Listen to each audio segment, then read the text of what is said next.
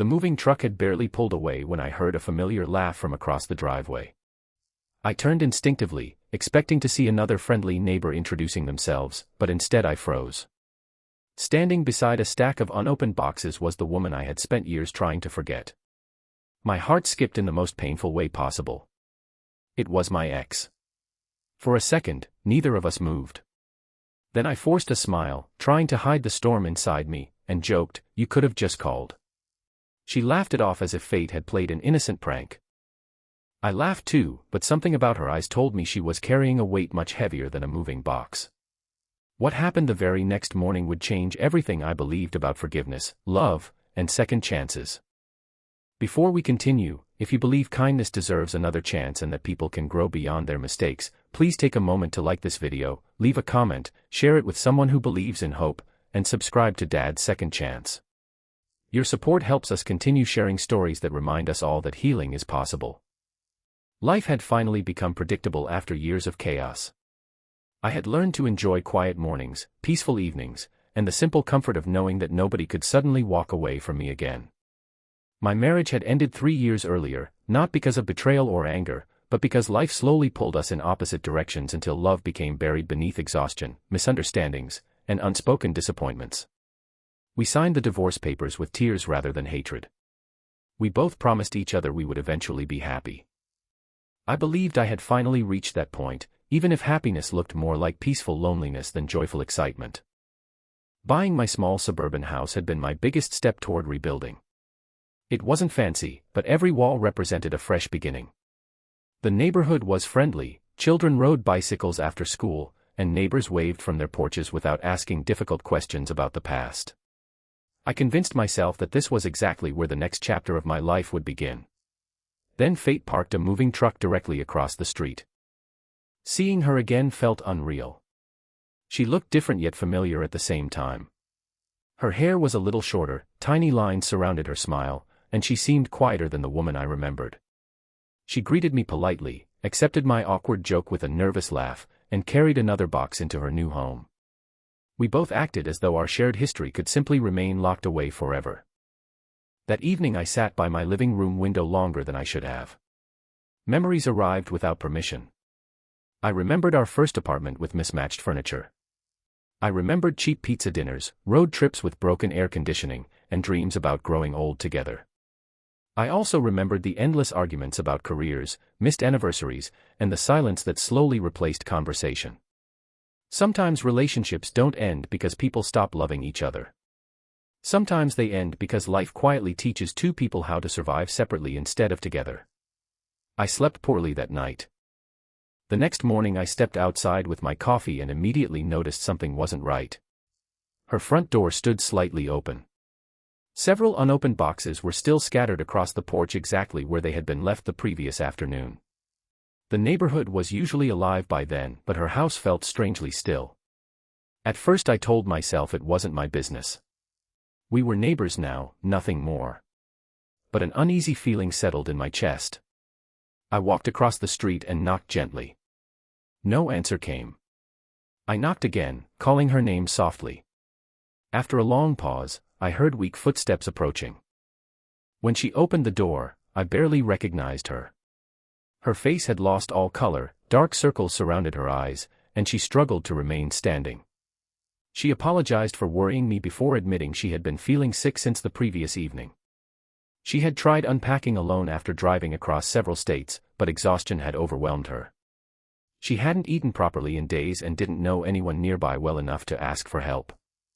Without thinking, I offered to bring groceries and medicine. She hesitated, clearly uncomfortable accepting kindness from someone whose heart she had once broken, but finally nodded. As I drove to the store, I kept asking myself why I cared so much. Maybe because despite everything that had happened between us, I couldn't ignore someone in pain. Maybe compassion survives even after love changes its shape. Over the next several days I found myself checking on her regularly. What began as delivering soup turned into helping assemble furniture, carrying heavy boxes, fixing loose shelves, and introducing her to neighbors. We talked carefully at first, avoiding the past like a cracked bridge neither of us trusted. Gradually the conversations became longer. We laughed about old vacations, embarrassing cooking disasters, and the strange coincidence that had placed us on opposite sides of the same street years after our divorce. One rainy afternoon she finally admitted the truth behind her move. Her career had collapsed after company layoffs. The city where she had lived no longer felt like home.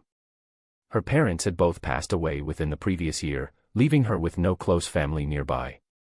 She hadn't chosen this neighborhood because of me. She hadn't even known I lived there until moving day. Fate had simply written a chapter neither of us expected. Listening to her story softened something inside me. I realized I had spent years believing she had moved on effortlessly while I struggled alone. In reality, life had challenged both of us in different ways. Pain doesn't compete. It simply exists. As weeks passed, the distance between our houses seemed much smaller than the emotional distance we had carried for years. We never pretended the past hadn't happened. Instead, we slowly learned to speak honestly about it. We admitted our mistakes without blaming each other. I confessed how deeply I had buried my loneliness behind routine. She admitted she had spent years regretting conversations she never had the courage to start before our marriage ended. One evening we sat on neighboring porches watching children chase fireflies across the street. Neither of us spoke for several minutes. The silence no longer felt uncomfortable. It felt peaceful. That was when I understood something important. Second chances are rarely about restarting old relationships exactly as they were. They're about becoming the people we needed to be all along. Months passed. The neighborhood gradually accepted us as two friendly neighbors who occasionally shared coffee or helped each other with weekend projects. Nobody knew the history hidden behind those simple moments. We weren't rushing toward romance. We were rebuilding trust one ordinary day at a time, discovering that friendship sometimes heals wounds love couldn't. Then one Saturday morning she surprised me by bringing over a small wooden picture frame. Inside wasn't an old wedding photograph or a memory from our marriage. Instead, it held a picture of the entire neighborhood gathered for a charity cleanup event. We stood side by side, both smiling naturally. She told me that for the first time in years, the photograph represented hope instead of regret. Looking at the picture, I realized my greatest blessing wasn't getting my ex back. It was getting back the version of myself that believed people deserved compassion, even after heartbreak. Life still wasn't perfect. We both carried scars that would never completely disappear. But scars don't always remind us of what we lost. Sometimes they remind us of what we survived. Today, whenever I see a moving truck entering our neighborhood, I smile. You never know whether it's delivering strangers, friends, or unfinished chapters from your own life.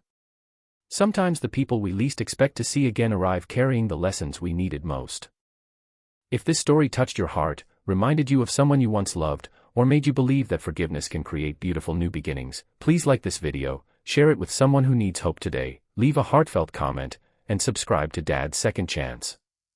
Every interaction helps these stories reach people who may be searching for encouragement during difficult times. Before we end, please tell us in the comments, if your past unexpectedly knocked on your door tomorrow, would you open it or walk away? We'd truly love to read your story. Sometimes life doesn't give us the ending we imagined years ago. Instead, it quietly offers something even more valuable, the chance to become kinder, wiser, and stronger than we ever thought possible. And sometimes, the greatest second chance isn't falling in love again. It's learning that healing is always possible when the heart chooses grace over bitterness.